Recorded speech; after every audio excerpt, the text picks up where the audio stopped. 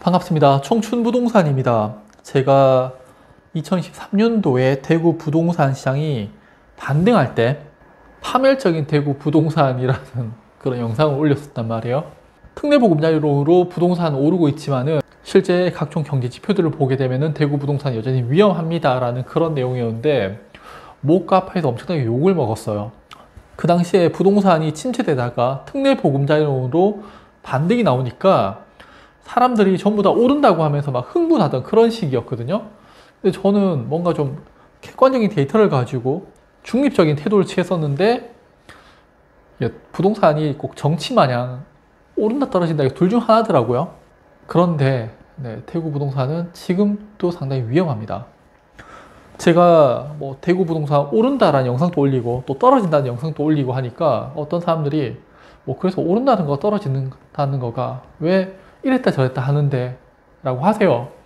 그런데 최근 한 2년간 대구 부동산, 그러니까 우리나라 전체적인 부동산도 마찬가지예요.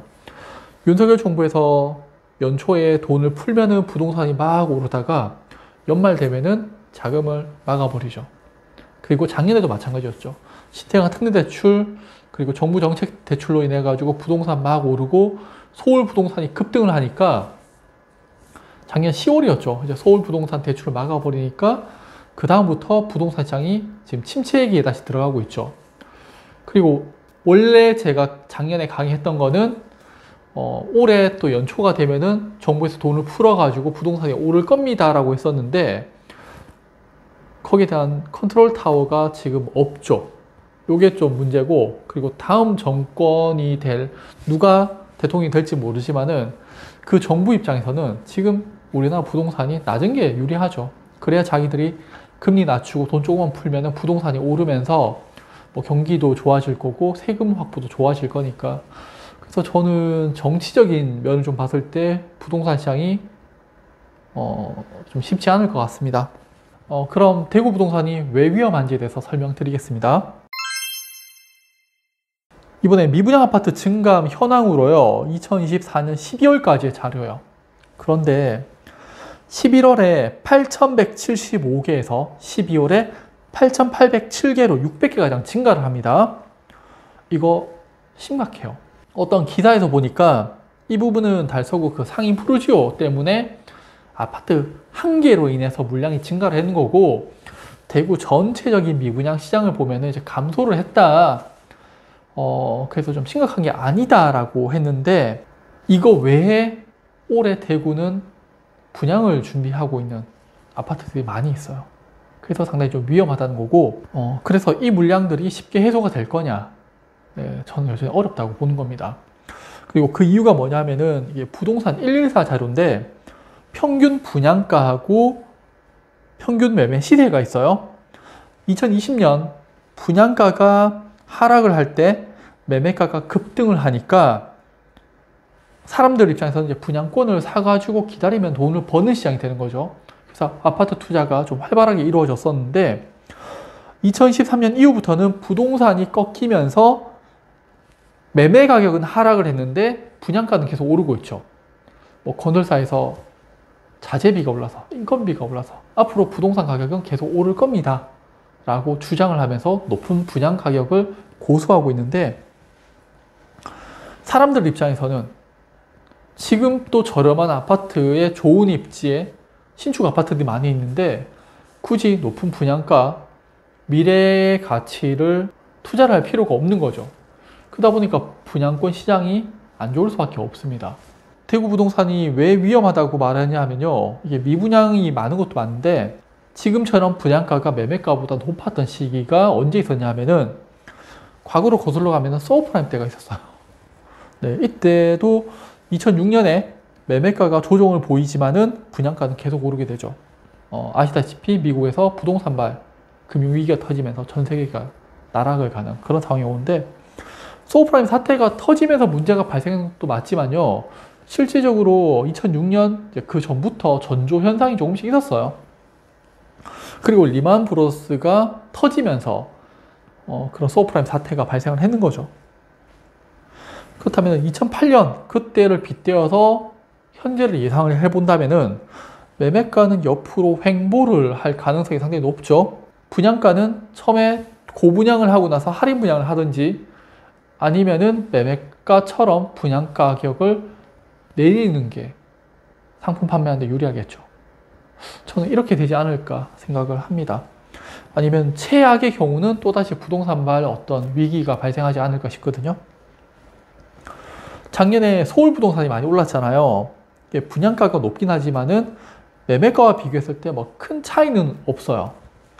그런데 대구는 매매가가 분양가의 약 한 50% 정도를 차지하고 있죠. 상당히 갭 차이가 큰 거예요. 그리고 경북은 더 심각하죠. 그러니까 실수요자 입장에서는 굳이 높은 가격에 분양권을 매수할 이유도 없고, 그럼 다음번에 봐야 될 게 투자자들인데, 투자자들 입장에서는 대구 부동산이 그렇게 매력적인 시장은 저는 아닌 것 같아요. 전 최근에 전국 부동산을 다 공부하고 있고요. 특히 강의할 때 제가 자료를 보여드리면서 수도권 쪽에 투자를 하세요라고 말씀드리고 있잖아요. 그냥 투자자 입장에서는 서울, 수도권, 경기도, 내려와서 충남, 부산, 대구, 이거를 쭉 줄 세워서 비교를 했을 때 대구 부동산이 그렇게 매력적인 시장은 아니에요. 제가 대구 부동산에 상담을 해서 집 사고 싶다 하시면은 몇 군데 집어드리고 있죠. 범어, 사동, 만촌, 삼동, 그리고 동대구역 일대, 태평로, 요런 정도. 청라 언덕, 요렇게까지. 그리고 대구 외곽지 쪽에는 될 수 있으면은 지금 현재는 집 사지 마세요라고 말씀드리고 있죠. 다만 저는 경기도 외곽은 괜찮다고 봐요. 왜냐하면은 불과 몇 년 전에 저한테는 상당히 생소하게 왔던 그런 경기도의 지역들이 아파트 가격이 2억 원대였는데 최근에 다 4억 원, 5억 원 하고 있거든요. 대구하고 비슷해요. 과거야 옛날에 대구가 제3의 도시 이렇게 나왔지만은 이제는 그냥 지방이에요. 수도권 쪽이 더 앞으로 갈수록 메리트가 있을 수밖에 없습니다. 그래서 여러분들께서 공부를 해보시게 되면은 대구 부동산 시장이 그렇게 매력적인 시장은 아니다 라고 보시면 되세요. 그래도 어떤 분들은 대구 미분양이 줄어든다고 말씀하실 거예요. 근데 공급이 다시 증가하고 있습니다. 이거는 이번에 동부정장 대시양인데 418세대 중에서 86개만 청약을 했어요. 이게 미분양이죠. 범어 차이라인도 미분양인데 이거 생각 외로 선방했습니다. 이게 전체적으로 경쟁률이 2대1 정도인데 미분양인 건 맞죠. 또 있죠. 화성파크 드림 수성못인가? 이거 지금 다 지어놓고 분양 안 하고 있잖아요. 이것도 미분양이에요, 지금. 그리고 마지막으로 곧 있으면 이제 분양할 건데 신세계 백화점 맞은편에 이편한 세상 동대구역. 이것도 이제 곧 분양하죠. 상업지의 아파트라서 어떻게 될지 모르겠지만은 그래서 그리고 또 MBC 자리에 더샵도 이제 곧 분양을 하게 될 거고. 오늘 내용을 좀 정리를 하자면요. 대구 미분양이 감소세가 좀 느리고요. 그런데 신축 위주의 부동산들이 조금씩 상승을 하니까 다시 아파트 공급을 하는 그런 시장이 되고 있습니다. 그렇다면 공급이 더 많아지다 보니까 대구 부동산, 특히 미분양 시장은 더 어려워질 거고요. 과거의 분양가하고 매매가하고 비교를 했을 때 지금 같은 시장에서는 부동산이 큰 힘을 못 받았다. 또는 부동산이 안 좋은 사건이 터질 수가 있다 정도로 좀 보시면 될 것 같습니다.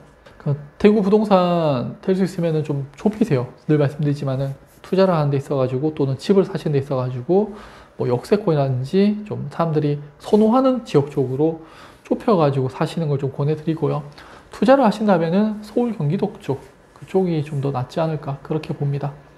네, 그럼 오늘 영상도 봐주셔서 감사합니다.